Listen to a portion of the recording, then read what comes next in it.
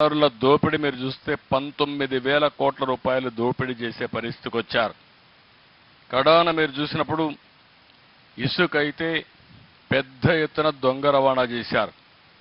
Nature మనకు అన్ని ఇచ్చింది, నీళ్లు ఇస్తా ఉంది, మనకు కావలసిన గాలి ఇస్తుంది, బాగా మెయింటైన్ చేస్తే వర్షాలు సక్రమంగా ఇస్తుంది. అదే మరి సహజ వనరులన్నీ కూడా భూగర్భ ఖనిజ సంపద ఇస్తుంది.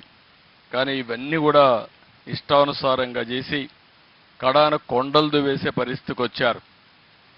మీరు చూశారు ఋషికొండ, అక్కడ ఋషులు ఒకప్పుడు ధ్యానం చేసేవాళ్ళు.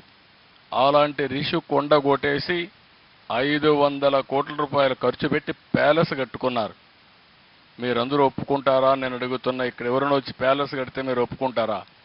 రేపు పవన్ కళ్యాణ్ గారు నాకు అధికారం ఉందని ఒక ప్యాలెస్ కడితే మనం ఒప్పుకుంటా నేను అడుగుతున్నా.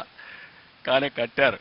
ఆయన పవన్ కళ్యాణ్ గారు కట్టరు, వేరే వాళ్ళని కట్టలేరు, కడితే తాట తీస్తారు. అది ఆయన మెంటాలిటీ, ఆనాటి పాలకుల యొక్క ఆలోచన విధానం ఇది. ఒకప్పుడు ముఖ్యమంత్రి కానీ డిప్యూటీ సీఎం వచ్చింటే ఇక్కడ చెట్లే ఉండేటివి కాదు, మొత్తం నరికేసేవాళ్ళు.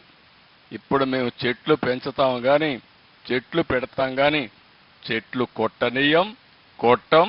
అది మా సిద్ధాంతం అని చెప్పి కూడా మరొక్కసారి రాష్ట్రంలో ఉండే ప్రజలందరికీ హామీ ఇస్తున్నాం. కడాన మీరు ఒకసారి చూస్తే కర్నూలు జిల్లాలో బ్రహ్మంగారిని గురించి విన్నారా మీరు? కాలజ్ఞానం చేశారు, లేకుంటే అప్పుడు కాలజ్ఞానం కూడా రాసేవాడు, విన్నారా? ఆయన కాలజ్ఞానం రాసిన రవ్వల కొండ ఒకటి ఉంది, అక్కడ ఆడనే కూర్చొని ఇవన్నీ రాశాడు. ఆ రవ్వల కొండ కూడా కొట్టేశారు వీళ్ళు వచ్చి. ఏం చెప్పాలో నాకైతే అర్థం కావడం లేదు. అలాంటి దుర్మార్గమైన కార్యక్రమాలు చేశారు. అందుకనే ఒక్క విషయం మీరు చూస్తే శ్రీకాకుళం నుంచి కుప్పం వరకు విధ్వంసం చేశారు. నేను అడుగుతున్న పిల్లలు మీరు ఒక్కటి గుర్తుపెట్టుకోవాలి. కొలంబియా దేశం ఉంది తెలుసా? ఎంతమంది తెలుసు కొలంబియా దేశం? చేలు పైకెత్తండి పిల్లలకి. కొలంబియా దేశం చరిత్ర చదవలేదా మీరు ఇంకా? అదే మరిగా పాబ్లో ఎస్కోబార్ అని ఒక నాయకుడు ఉండేవాడు, చదివారా? ఫ్లెక్సీలో దీంట్లో వచ్చాయి, సీరియల్లో వచ్చాయి. ఆడొక నాయకుడు ఉండేవాడు.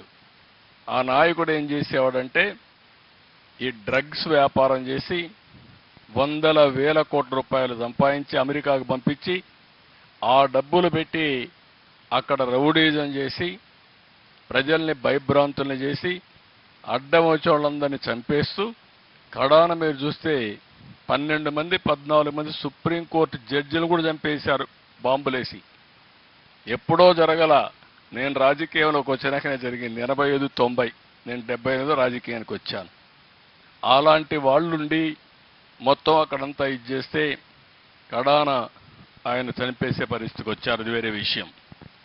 కానీ ఇక్కడ నేను రాజకీయాల్లో ఉన్నప్పుడు నేను చూశాను ఆ ఎస్కోబార్ ఏ విధంగా ఉంటాడో మొన్నటి వరకు పరిపాలించిన పాలకుడు కూడా అదే మరుగా చేశాడు. అవునా కాదా అని మిమ్మల్ని అడుగుతున్నా.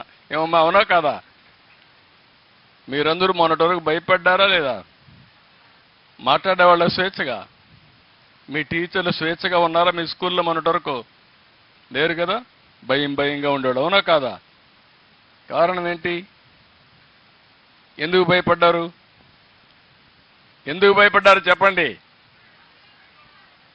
రౌడీ పాలనకు భయపడిపోయారు.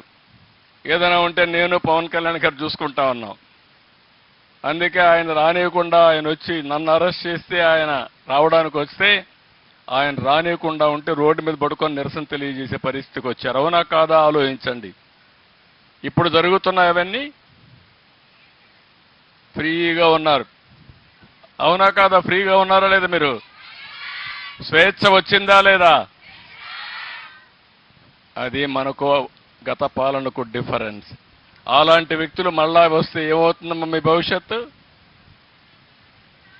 సర్వనాశనం అయిపోతుంది. స్టేట్ పోతుంది, మీ భవిష్యత్తు ఉండదు, అందరం అంధకారమయ్యే పరిస్థితి వస్తుంది.